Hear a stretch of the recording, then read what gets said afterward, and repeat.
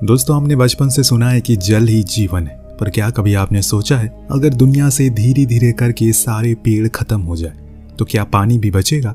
आज की कहानी हमें इस सवाल का जवाब देगी, जिसकी शुरुआत होती है हमारी सुंदर पृथ्वी को दिखाते हुए, जो कि अब पहली जैसी बिल्कुल नहीं रही।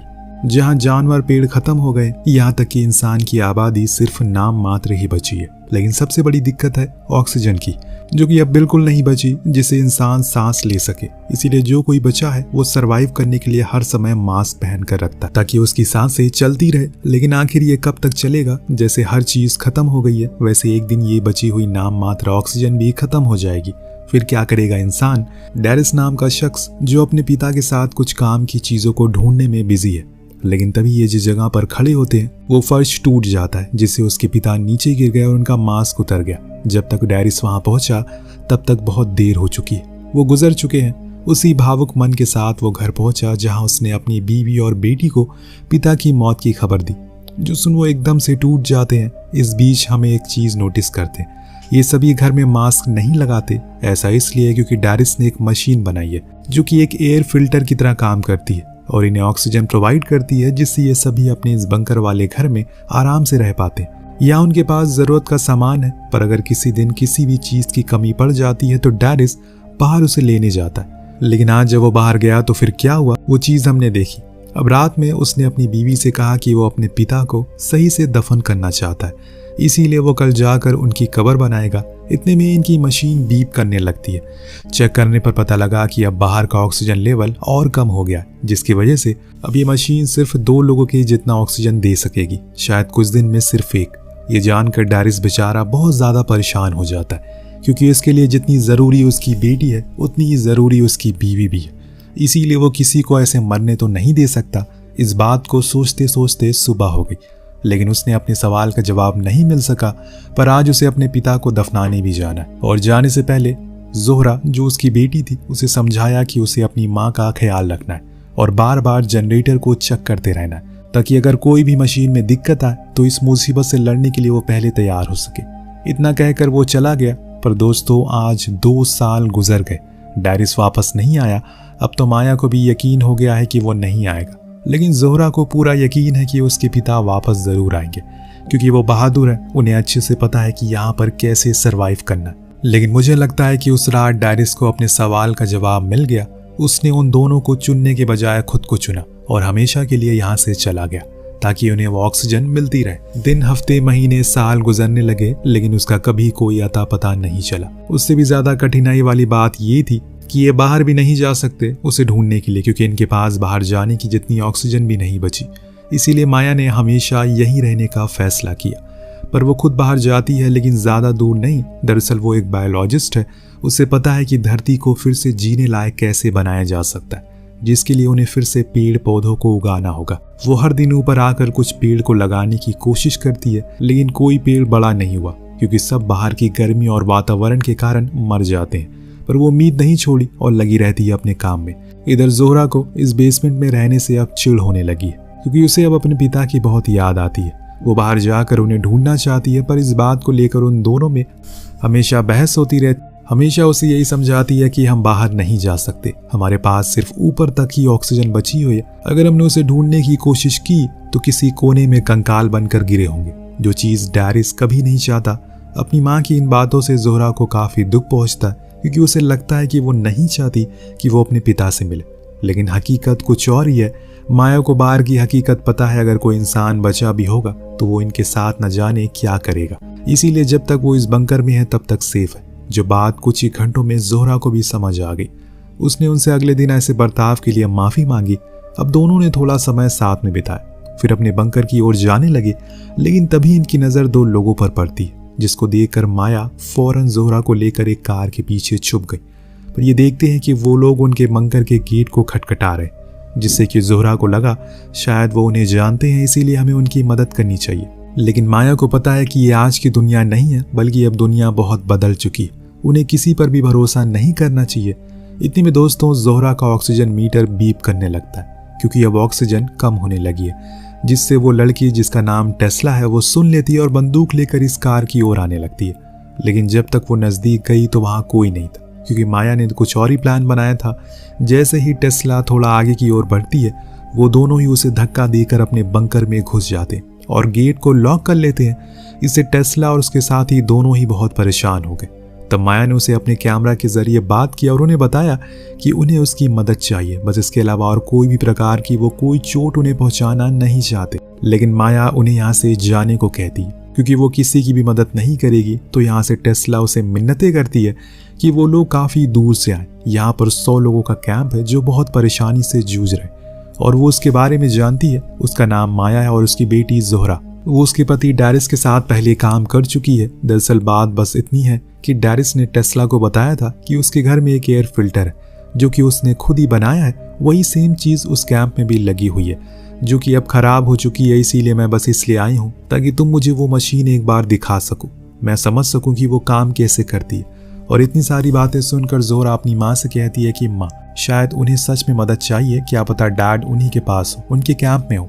और इस समय कहीं ना कहीं माया को उन पर यकीन भी होने लगा था, लेकिन वो किसी चीज़ का रिस्क नहीं लेना चाहती।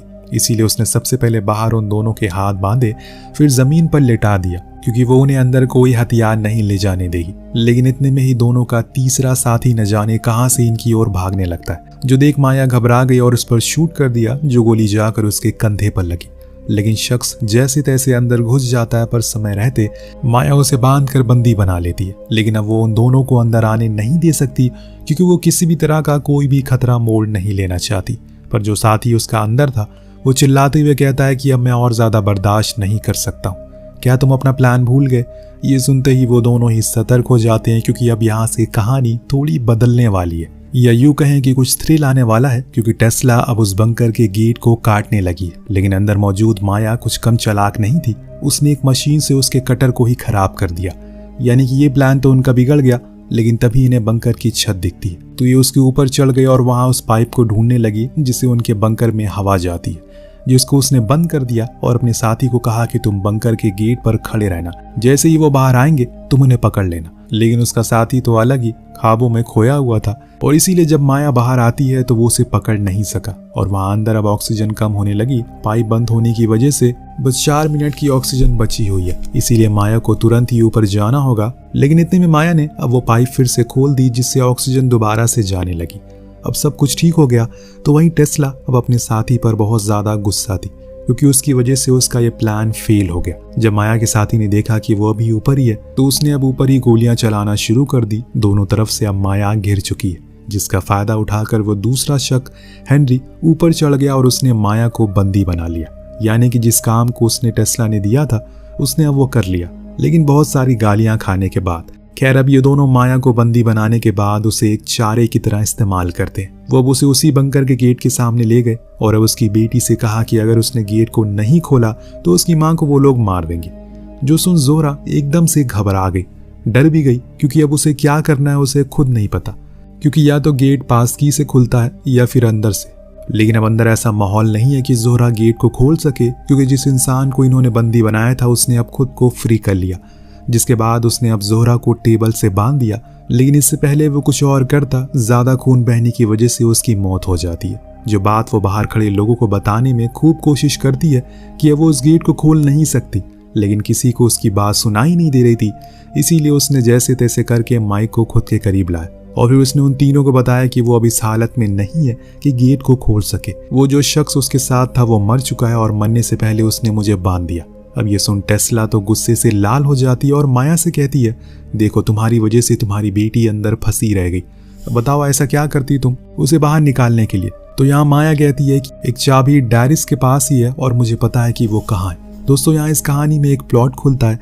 दरअसल जाने से पहले डैरिस ने एक नोट छोड़ा था, जिसमें उसने बताया कि अब ऑक्सीजन सिर्फ 2 लोग की बची है, इसीलिए वो नहीं चाहता कि तुम दोनों को किसी प्रकार का कोई कॉम्प्रोमाइज करना पड़े, और इसीलिए अब मैं इस जगह से जा रहा हूँ, इसीलिए हमेशा ख्याल रखना अपना। माया ने कहा कि वो कहाँ गया होगा मुझे पता, लेकिन वो बहुत दूर है। पर टेस्ला को फर्क नहीं पड़ता, क्योंकि उसे बस किसी हाल में वो मशीन चाहिए।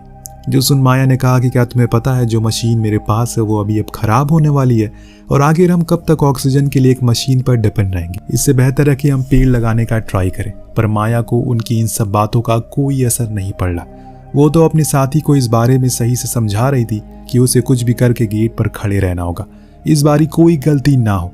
और इतना कहकर ये लोग निकल गए। बीच रास्ते में माया ने उसे कहा कि हम भी उस मशीन को ठीक करने की कोशिश करें, क्योंकि कुछ ही दिन में वो सिर्फ एक ही आदमी के लिए ऑक्सीजन बना पाएगी। इसीलिए हमें कुछ और बनाना होगा जो कि लंबे समय तक चल सके। इतने में ये लोग उस जगह पर पहुंच जाते जहां माया को डायरिस की लाश मिल गई, जिसे देखकर वो रोने लगी। टेस्ला ने कहा कि हमारे पास ज्यादा समय नहीं है, तुम्हें चलना होगा क्योंकि ऑक्सीजन बहुत कम है। तो माया डायरिस के बैग से वो चाबियां निकालती है, पर उसमें से एक बंदूक भी मिलती है, जिसे उसने माया को बताए बिना अपने पास रख ली। फिर वहां से जाने लगी। तभी इन्हें पता लगा कि कार की सोलर बैटरी खत्म हो चुकी है। अब ये सुबह तक इंतजार भी नहीं कर सकते क्योंकि ऑक्सीजन बहुत ही कम है। ऊपर से माया का पैर भी जख्मी है, तो वो पैदल चल नहीं सकती। ये सब देखते हुए टेस्ला ने कहा कि चलो वो चाबियां मुझे दे दो, मैं वादा करती हूँ कि तुम्हें लेने के लिए जरूर आऊंगी। पर यहाँ तो माया उसके ऊपर बंदूक तान देती है और कहती है कि मैं वो चाबियां नहीं दूंगी, मैं तुम पर क्यों भरोसा करूं। पर टेस्ला समझदार है, वो उसे समझाती है कि देखो कोई भी गलती मत करना, क्योंकि हल्की सी भी चूक हुई तुम्हारी बेटी की जान खतरे में पड़ सकती है। वो फिर कभी उस बंकर से बाहर नहीं आ पाएगी, इसीलिए मेरे ऊपर भरोसा रखो। माया बड़ी ही सोच विचार के बाद आखिरकार मान गई और फिर टेस्ला उन चाबियों को लेकर भागते हुए बंकर के पास जाती। उसने गेट को खोला, अंदर गई। जब जोरा ने उसे देखा तो पूछा कि मेरी माँ कहाँ है, आपको ये चाबियां कहाँ से मिली? ये तो मेरे पिता की है। टेस्ला यहाँ जोरा का दिल नहीं तोड़ना चाहती, लेकिन उसे बताना पड़ा कि उसके पिता की 5 महीने पहले मौत हो चुकी है, जो सुन जोरा तो पूरी तरह से टूट जाती है।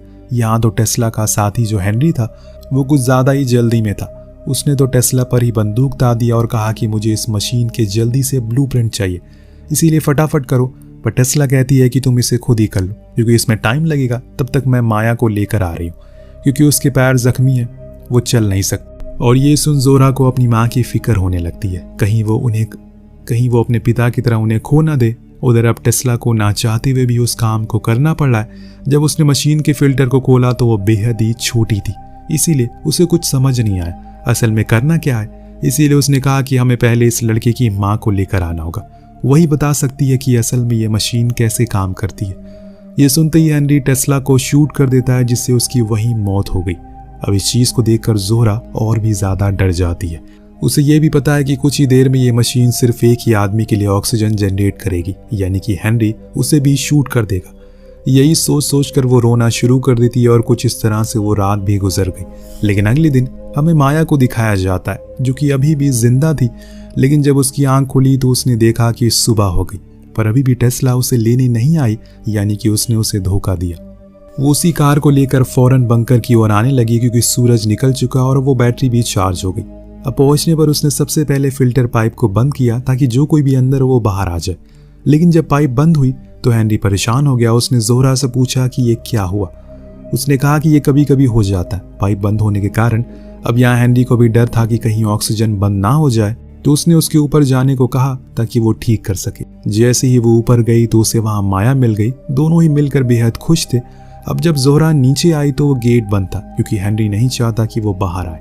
पर माया के पास एक आइडिया है। उसने फिर से पाइप को बंद कर दिया, जिसे मजबूरन उसे बाहर आना ही पड़ा। और जैसे ही वो बाहर आया वो लगातार उस पर शूट करने लगती है, जिससे वो आदमी मारा तो नहीं, लेकिन हाँ घायल जरूर हो गया। लेकिन अब यहाँ ये दोनों जल्दी से बंकर में जाने की कोशिश करते, लेकिन हेनरी भी पीछे पीछे आ गया। पर यहाँ हमें पता लगा कि हेनरी ने खुद से ही मशीन में कुछ ठीक करने की कोशिश की, जिसके कारण वो पूरी तरह से और खराब हो गई। और इसकी वजह से अब पूरे बंकर में सिर्फ जहरीली गैसेस फैल गई है। लेकिन इससे पहले कि ये वहां से भाग पाते, हेनरी ने दोनों को ही बंदी बना लिया। उन्हें शूट किया, जिससे वहां एक जोरदार धमाका हुआ और वो गैसेस फैल गई। लेकिन ये दोनों किसी तरह से बच गए। पर अब ये जाएंगे कहाँ, क्योंकि अब इनका बंकर तो बचा नहीं है। तभी माया को टेस्ला की बात याद आती है। एक जगह है जहां पर उसकी कम्युनिटी रहती है, तो ये दोनों वहीं के लिए निकल गए। बीच में इन्हें कुछ ऐसे मंजर को देखा जो कि इन्हें हैरान कर देते हैं। दुनिया पूरी तरह से तबाह हो चुकी है। अब इनकी भी कहानी खत्म होने वाली है, क्योंकि जब तक ये उस जगह पर पहुंचते ऑक्सीजन खत्म हो चुकी है, जिससे कि वो वहीं बेहोश हो गए। लेकिन दोस्तों, जब माया को होश आया तो वो उसी कम्युनिटी के पास थी जहां पर कई सारे लोग मौजूद थे, और अब उन्होंने उस मशीन को भी ठीक कर लिया है, जिससे कि ये सरवाइव कर पा रहे। बाहर हम सभी बच्चों को देखते हैं जो पेड़ को लगाने की कोशिश करें, जिससे ऑक्सीजन वापस से आ सके। इस कहानी को देखकर हमें पता लगता है पेड़ हमारे लिए कितना जरूरी है, लेकिन हम आज उसे धड़ल्ले से काटे जा रहे हैं। वेल, आपको कहानी कैसी लगी हमें कमेंट करके जरूर बताएगा। मिलते हैं अगले वीडियो में। Thank you so much watching. Peace out.